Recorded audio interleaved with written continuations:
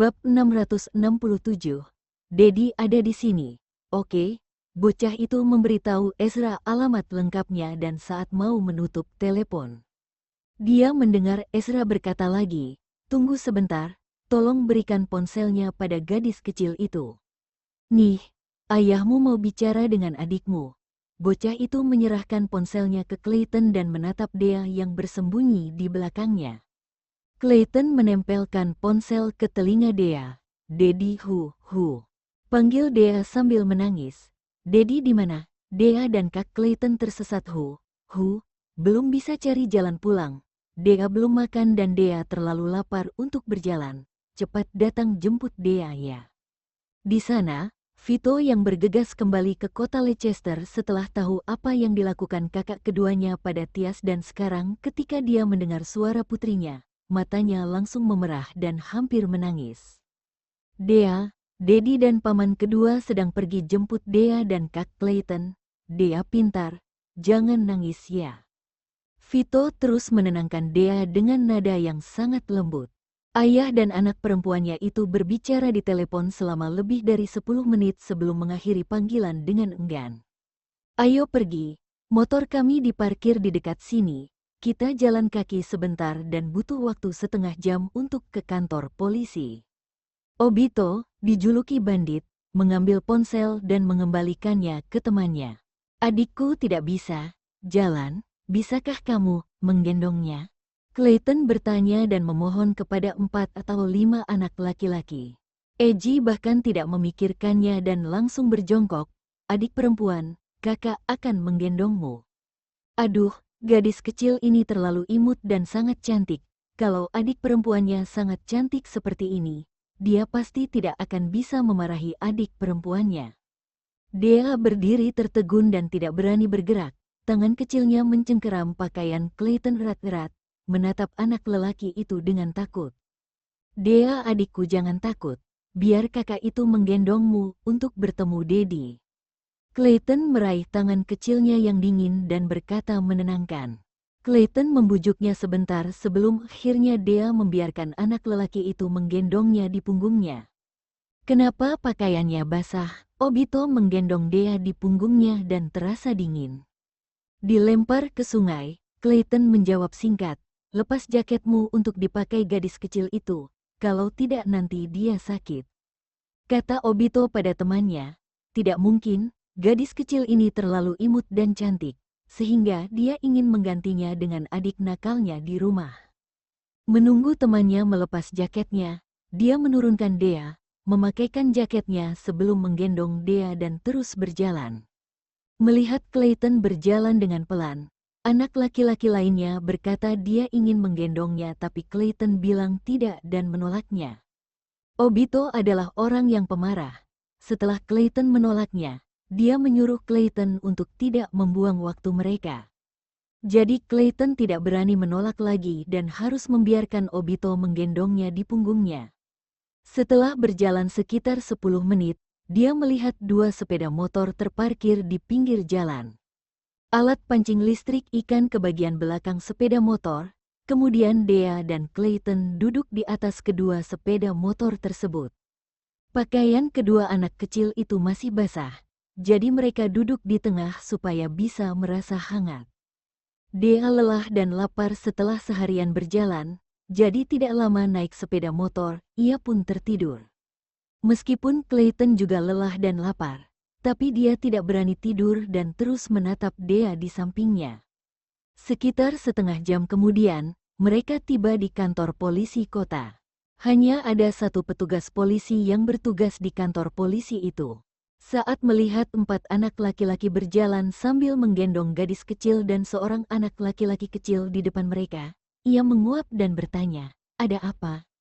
Kedua anak itu bilang bahwa mereka melarikan diri dari para pedagang manusia dan sudah menghubungi keluarga mereka dan membawa anak-anak ini ke kantor polisi. Obito menjelaskan dengan tenang. Setelah mendengar kata-kata pedagang manusia, polisi itu terkejut dan dalam sekejap, rasa kantuknya hilang. "Apa? Katakan. Di mana rumahmu? Apa kamu tahu siapa nama orang tuamu?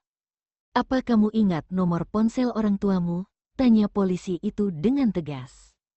Clayton tahu dia tidak bisa bicara dengan lancar dan baik, jadi dia mengambil pulpen di atas meja dan menulis informasinya di kertas. Clayton, 5 tahun, Kota Leicester. Paman ketigaku adalah Presdir KRC International. Dediku Ezra Okto, momiku Kina, nomor ponselnya XXX. Ketika Clayton selesai menulis, dia menyerahkan kertas itu pada polisi untuk dibaca. Ketika polisi melihat informasi itu, dia sangat terkejut, karena di malam hari pemimpinnya mengadakan meeting khusus dan bilang bahwa tuan muda dan nona muda dari keluarga Okto di kota Leicester menghilang, sehingga polisi di kota-kota sekitar Leicester harus memperhatikan hal-hal itu. Kamu tunggu sebentar, kata polisi, menggunakan komputer untuk membuka internet dan mencari berita orang hilang yang diposting di blog resmi polisi seluruh negeri ini.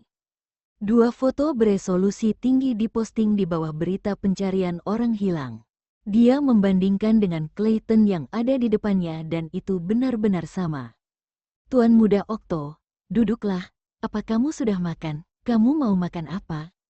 Ada daging sapi dengan sup asam, daging sapi rebus, ayam rebus dengan jamur, daging babi suwir dengan rebung, babi rebus.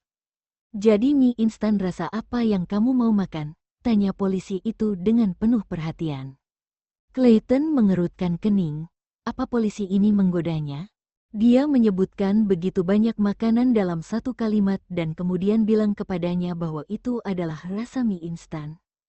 Tapi karena sudah terlalu lapar, selama dia bisa makan, dia tidak peduli apakah itu mie instan atau yang lainnya. Karena itu, dia menulis di kertas, 2 porsi mie instan, rasa apa saja, tidak pedas. Sementara polisi berbalik untuk membuat mie instan, Clayton membangunkan Dea yang sedang tidur nyenyak dan butuh beberapa menit untuk membangunkannya.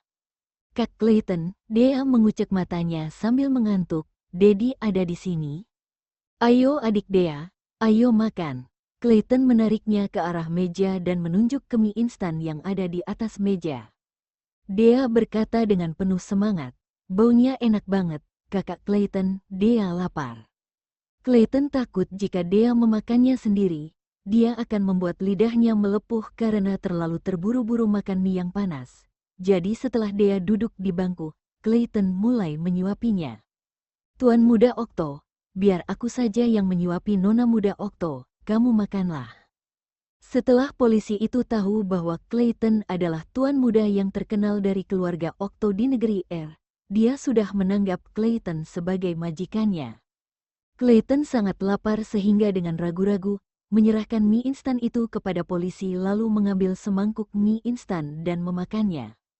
Menyadari bahwa pakaian kedua anak kecil itu basah, polisi itu langsung mencari penghangat di sudut ruangan, mencolokkan listrik lalu meletakkannya di depan mereka dan menyelimutinya. Karena penghangat ruangan dinyalakan dan juga ada selimut, tidak lama setelah makan, dia tertidur lagi. Clayton mau menjaga adiknya dan terus bertahan untuk tidak memejamkan matanya. Tiba-tiba, suara Eji terdengar di atas kepalanya. Hei, ayahmu telepon. Jawablah. Clayton terkejut. Segera membuka matanya dan buru-buru mengambil ponsel. Itu adalah video call dari mominya. Bab 668 Bagaimana kabar Clayton, Momi? Mom, Clayton berteriak dengan penuh semangat saat melihat mominya muncul di layar ponsel dengan Dedi yang ada di belakangnya sedang menerbangkan helikopter. Di sisi lain layar ponsel, Kina tercengang ketika Clayton memangginya Momi dan tidak bisa kembali sadar untuk beberapa saat. Keponakan kecil, gimana kabar Dea? Di mana Dea? Vito bertanya dengan cemas sehingga tidak menyadari bahwa Clayton bisa berbicara. Clayton mengarahkan kamera ke arah Dea dan berkata dengan bahasa nasional negara R, sedang tidur. Pikiran Vito menjadi blank seolah-olah dia telah menemukan sesuatu yang baru dan butuh beberapa detik sebelum dia menjawab dan bertanya dengan penuh semangat. Keponakan kecil, kamu bisa bicara? Ya, Clayton mengangguk. Clayton sayang, apakah kamu dan Dea terluka? Momi dan Dedi akan segera datang. Clayton jangan takut ya. Air mata Kina tiba-tiba menetes. Satu tangannya menutup mulutnya erat-erat agar tidak menangis. Dia berpikir, untungnya, kedua anak kecil itu baik-baik saja. Mommy, Dea tidak terluka. Kamu jangan nangis. Clayton melihat mominya yang menangis terseduh-seduh membuat hatinya merasa tidak nyaman dan kemudian ikut menangis. Iya, Mommy tidak nangis. Sayang, berikan ponselmu pada polisi itu karena paman ketigamu perlu mengkonfirmasi lokasi spesifik dengan polisi itu. Kata Kina, lalu menyerahkan ponsel itu pada Vito yang duduk di belakang. Di sini, Clayton juga menyerahkan ponsel ke polisi. Polisi itu memberitahu mereka lokasi spesifik dari kantor polisi, lalu berlari keluar untuk melihat dan menjawab bahwa mereka bisa mendaratkan helikopter. Sekitar 10 menit kemudian, suara helikopter mulai terdengar. Polisi juga memanggil keempat anak laki-laki itu untuk pergi keluar dengan senter, untuk memberi mereka petunjuk agar Ezra dan yang lainnya dapat menemukan mereka lebih cepat. Clayton mendengar suara helikopter dan tahu bahwa Daddy, Mommy dan paman ketiganya sudah datang. Dia ingin langsung berlari keluar untuk melihat, kemudian berpikir kalau Dea masih tidur di sofa dan bergegas membangunkan Dea. Secara tidak sengaja dia merasa bahwa dahi Dea sangat panas dan tangan kecilnya juga sangat panas. Ekspresi Clayton menjadi sedikit lebih serius dan tahu bahwa adik perempuannya sakit. Dia tidak bersikeras membangunkan Dea lagi, tapi duduk di samping sofa, mendengarkan suara helikopter yang semakin dekat dan membuatnya jadi semakin bersemangat. Menunggu itu memang menyiksa. Clayton merasa bahwa dia telah menunggu sangat lama, mendengar suara helikopter mendarat, kemudian mendengar suara percakapan, hanya untuk memastikan bahwa Daddy dan paman ketiganya sudah datang. Clayton, Dea dan keponakan kecilku. Suara Kina dan Vito terdengar lebih dulu sebelum mereka tiba. Setelah itu, Clayton melihat mominya masuk terlebih dulu, diikuti oleh paman ketiga dan dedinya. Kina memeluk Clayton dengan erat, mencium pipi Clayton dan berkata sambil menangis. It's okay, anakku hebat, jangan takut ya, Mommy dan Daddy ada di sini. Clayton memeluk leher mominya erat-erat, membenamkan wajah kecilnya di dada mominya dan mulai menangis terseduh-seduh. Ketika dia pertama kali bangun dan menyadari bahwa dia telah diculik, dia pikir tidak akan bisa melihat Mommy dan dedinya lagi setelah mendengar kedua pria itu mendiskusikan cara membunuhnya dan perempuannya Dea. Pada saat dia dilemparkan ke sungai, Clayton pikir dia mungkin tidak akan pernah melihat Daddy dan Mominya lagi. Ketika Clayton berenang membawa Dea ke pantai, dia kelelahan dan berpikir bahwa dia dan Dea tidak bisa sampai ke pantai, sehingga tidak akan bisa melihat Mommy dan Daddy lagi.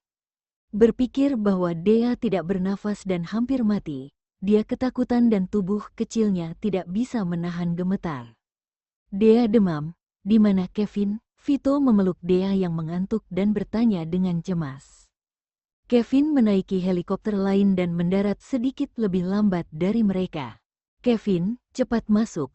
Mendengar Kina memanggil namanya dengan nada cemas, Kevin masuk dengan cepat. Ada apa? Tanyanya. Dea demam. Tolong periksa, kata Kina sambil mengulurkan tangan dan memeriksa dahi Clayton. Untungnya suhunya normal, tapi pakaian di tubuhnya basah. Dia buru-buru berkata pada pria yang berdiri di sampingnya, Ezra, pakaian Clayton basah. Cepat cari satu set pakaian bersih. Memikirkan hari yang begitu dingin dan entah sudah berapa lama putranya memakai pakaian basah, Kina merasa sangat sakit dan memeluk putranya erat-erat. Ya, mendengar ini, Ezra langsung berbalik dengan wajah tenang. Setelah itu, hanya ada 2 selimut lembut beludru kualitas terbaik yang ditemukan di helikopter, yang dipakai oleh Kina untuk melindunginya dari hawa dingin ketika mereka dalam perjalanan. Aku terburu-buru ke sini dan tidak berpikir untuk menyiapkan pakaian Clayton dan Dea. Pertama-tama, lepaskan dulu pakaian basah mereka dan bungkus dengan selimut ini, kata Ezra, memberikan selimut beludru itu ke adik ketiganya, lalu berjongkok dan dengan cepat melepas pakaian basah Clayton. membungkus Clayton dengan selimut seperti kepompong ulat sutera dan akhirnya melepaskan mantelnya, memakaikannya ke Clayton. "Kevin, gimana kondisi Dea?" Kina memeluk Clayton erat-erat dan bertanya dengan cemas pada Kevin yang sedang memeriksa Dea. Dea flu dan menyebabkan demam tinggi, juga mengalami kesulitan bernapas. Seharusnya karena saluran pernapasannya telah terinfeksi, tetapi tidak akan membahayakan nyawanya. Tidak ada peralatan medis yang lengkap di sini. Untuk lebih spesifiknya, kamu harus tunggu sampai kembali ke kota Leicester untuk pemeriksaan menyeluruh. Kevin menjawab dengan serius, "Aku tidak membawa semua obat, jadi mari kita kasih obat untuk turunkan demam Dea dulu." Ketika mereka menerima telepon dari Clayton, mereka tahu bahwa kedua anak kecil itu baik-baik saja dan Clayton juga bilang kalau mereka tidak terluka. Jadi mereka segera bergegas dan tidak punya waktu untuk mempersiapkan lebih banyak. "Kamu yang menyelamatkan putra dan keponakanku." Baru saat itulah Ezra bisa fokus pada keempat anak laki-laki itu. Karena aura yang memancar darinya terlalu kuat dan menakutkan, keempat anak laki-laki itu tidak berani menatapnya sama sekali dan bahkan mereka tidak berani bicara. Semuanya ingin satu sama lain maju ke depan untuk menjawab pertanyaan Ezra. Pada akhirnya, Obito si pemarah yang paling tua melangkah maju dan mengintip pria yang auranya sangat kuat di depannya. "Tidak juga, kami tidak benar-benar menyelamatkan dua anak kecil itu. Kami sedang ada di tepi sungai untuk memancing ikan dan tiba-tiba mendengar tangisan gadis kecil itu. Temanku mengira itu adalah kuntilanak menangis. Uhuk, uhuk." Lalu aku dengar suara anak kecil itu. Kemudian aku dan temanku berjalan untuk melihat mereka yang berdiri di pinggir jalan. Anak kecil itu bilang bahwa dia diculik orang pedagang manusia dan bertanya untuk pinjam ponsel aku. Dia mulai menceritakan seluk-beluk pada Ezra. Setelah mengatakan itu, dia mundur selangkah dan diam-diam menghela nafas lega. Aura pria ini terlalu kuat, berada lebih dekat dengannya membuat dia terengah-engah. Sebenarnya, mereka ingin meninggalkan anak itu di kantor polisi dan pergi. Tapi polisi itu tidak mengizinkan mereka pergi dan meminta mereka untuk menulis pernyataan.